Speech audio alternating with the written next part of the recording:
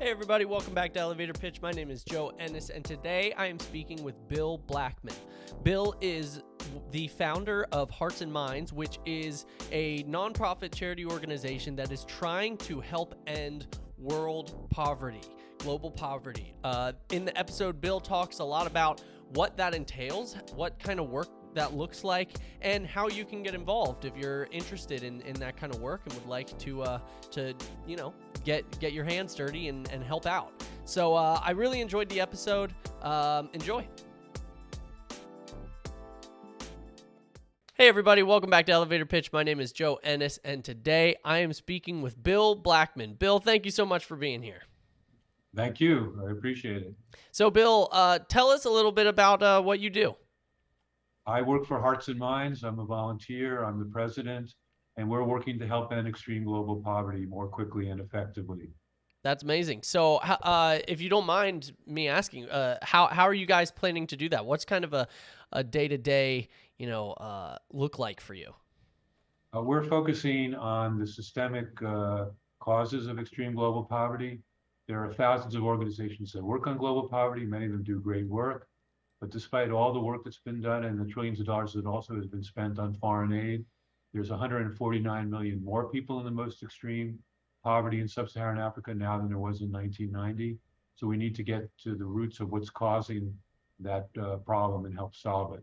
And what we advocate is reforming America's trade and foreign policies in a way that will make it easier to help millions more people lift themselves out of extreme global poverty. That's great. That's great. Bill, you would actually probably know better than I do, but I know there's a lot of, nonprofits and charities and companies out there that are trying to tackle very similar issues. What sets Hearts and Minds apart from other charities and nonprofits out there that are trying to do similar things? Well, the other charities, many of which are doing very good work, but don't do as much good as they potentially could do, despite all the massive good that some of them do, in our opinion, because of several things. One is that they do direct service, such as they build schools, they dig water wells, they provide basic health, they ship emergency famine relief. This can save lives, but it still leaves 3.5 billion, roughly half the world's population, struggling to live on less than $5.50 a day. So some organizations like us recognize we need to work on a larger scale, and government programs and policies have a massive effect. Unfortunately, every one of these other organizations continues to our knowledge, to support giving billions of dollars directly to the governments in developing countries, and that's sometimes a recipe for bureaucracy and outright corruption. And they aren't addressing the inequalities in the global trade and finance and other foreign relations that are keeping this problem from being solved. And in many parts of the world, it's actually getting worse. Bill, I mean, that raises a lot of other questions, but let me say this first. What are some of the biggest issues that you see? Is that one of the bigger problems that you see just in the nonprofit and charity space, is where the funds that they're raising are going? What are some of the biggest issues that you see in your field, and how are you guys trying to solve those issues? Um, There isn't, it isn't that there's many charities that are doing good work. There are some that, take advantage of the appeal of, pictures of starving children and may not spend the money efficiently. But there's many, many organizations that do really good work. But it's a little like the analogy, if you see a child in the river being pulled in the rapids down to a waterfall in danger of falling over the edge of the waterfall and being dashed to pieces on the rocks below. You could dive in the water and you could save that child, and that would be great. But maybe as soon as you get out of the water, and actually every 5 seconds, there's another child in danger of dying of causes of from extreme global poverty. So you dive in again and again, and you save 10 children. And then you realize you're getting so exhausted, and there's still more every 5 seconds, there's another child. And you realize that not only are you not going to be able to save all the children, but if you dive in, you're going to be in danger of yourself being carried by the rapids. So you look upstream and you see that there's somebody throwing the children in the water. And you realize if you can address the problem where the children are being thrown into the river, you can solve the problem much more effectively. Now, there isn't literally, in most cases, people literally although there is problems with child slavery and so on and exploitation. But it isn't like most starving children are there's some evil person, grabbing food out of their bowls. Sure. There is the global system, the trade system in which the wealthy nations subsidize their exports and block the developing countries from competing fairly and getting their imports into our markets. There's the financial systems which make it easy for wealthy corporations to avoid their fair share of taxes in these countries. There's the ease with which corrupt money can be siphoned out from these countries and enrich the wealthy bankers in the wealthy nations. So there's the ease with which money can be stolen in the developing countries, sometimes even our billions of dollars of our own foreign aid, and put into secrecy jurisdictions and into banks, and not only not reach the people it's designed to reach, but it's often helped the very people that are creating the problems in these countries to strengthen their power. And there's also, when we make loans to these countries, we often are making loans that have already been paid back many times over, that were made to unaccountable dictators. And we attach what are called structural adjustment conditions, where we prohibit these countries from building up their industries, protecting their markets, spending money on education and infrastructure, the very things that the wealthy nations of the world did in the 19th century and the 20th century to build up their economies. And we're in essence kicking away the ladder and preventing these countries, keeping them in like debt slavery and preventing them from doing the things that we did to successfully create booming economies and a lot of prosperity. Yeah. So how is Hearts and Minds specifically trying to tackle that and solve that issue and make a difference there? Well, this strategy is fairly new to us, but our goal is to recruit activists nationwide, volunteers, to advocate that the media covers this issue because it doesn't get the coverage it deserves, and to advocate that the media and our volunteers press our elected government officials to pass legislation to close the loopholes in the corruption and the unfair trade in the global system, starting in the United States, and eventually we'd like to also work from the other wealthy nations. That's great. That's awesome. Bill, I think this next question is a little bit of an easier one for most people.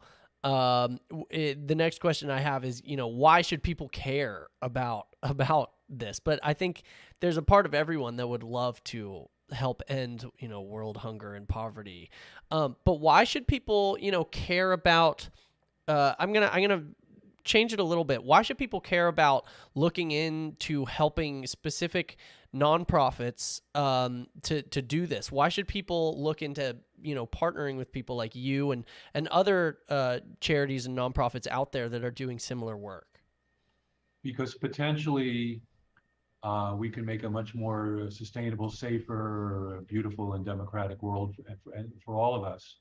Extreme poverty creates dangers of disease epidemics. It creates the danger of political instability, refugee crises, and even terrorism. So we need in order to solve this problem, we need to get to the root and create a much more better world for all of us. And this kind of work, if it's satisfying to save 1 or 2 or 10 children's lives, it's even more satisfying to help reform a system that can enable millions of people, including their families and their children, to lift themselves out of extreme poverty and create a much better world for all of us. That's great. That's great. Bill, thank you for coming on. All the information that you've given is fantastic. Who are some of your, if people want to get involved, they want to work with you guys, they maybe want to just look into, other charities and nonprofits. Is there any, recommendations that you would have to people when thinking about partnering with someone like you or someone similar? Anything that you would recommend, or just kind of tips when they're first starting out? Well, they can find us online by doing a Google search for Hearts and Minds Ending Poverty, or going to heartsandminds.org. And they can learn more about what we're advocating, and they can let us know they're interested in volunteering, or email us, and we'll follow up with them. And based on their interest, we have a wide range of volunteering. People can choose from marketing, communications, nonprofit business, office management, design, accounting, finance, law, web dev, writing, and many other activities. Wow, so you guys need a little bit of everything. Yeah.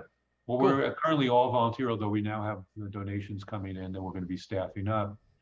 But thanks to volunteers, we've been able to do over $7 worth of work for every dollar we spend. That's great. Fantastic. Congratulations.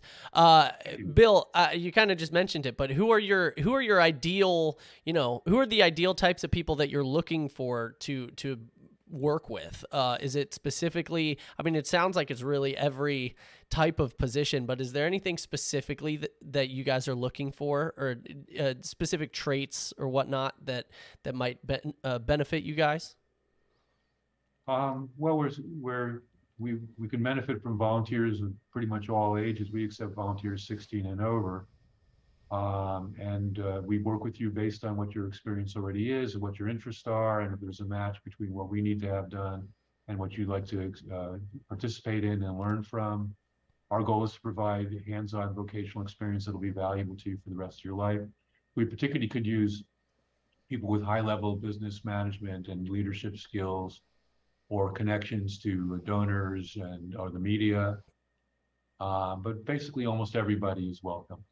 We're happy to consider anybody that is interested in volunteering with us. And we get volunteers from across the United States and all over the world. And those that are going to be in the New York City area can volunteer in our office, which That's is where I'm fantastic. speaking to you from. That's awesome. Bill, thank you so much for coming on. Last few questions here. First off, is there anything that we covered or anything that we didn't cover that you'd like to bring up, kind of just as like some last thoughts, just some recommendations for people, some, any call to action, anything like that you'd like to say?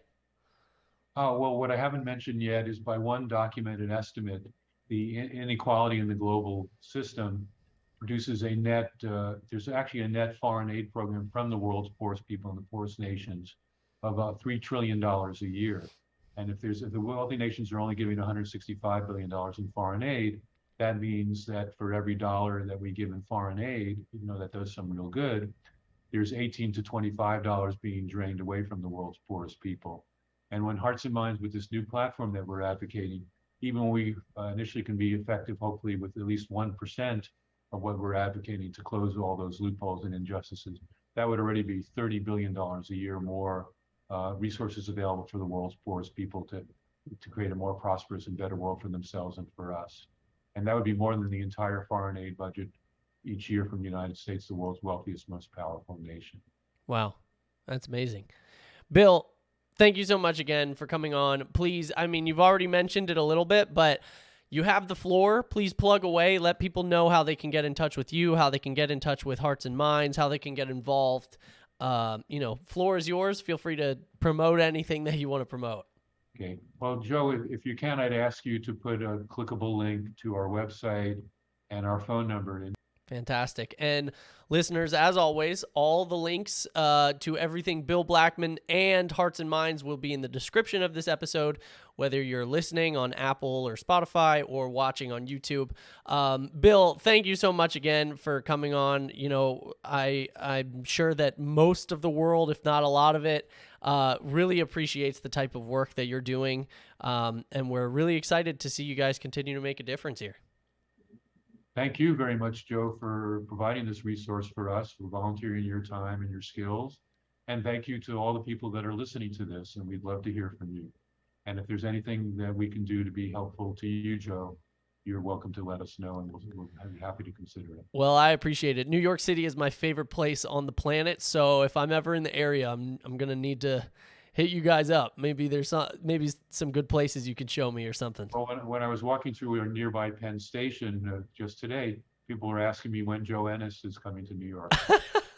I bet they were. Yeah, everybody wants to know. Well, Bill, thank you again so much for being on today. Thank you, Joe. I look forward to seeing what you produce. I'm sure it'll be great.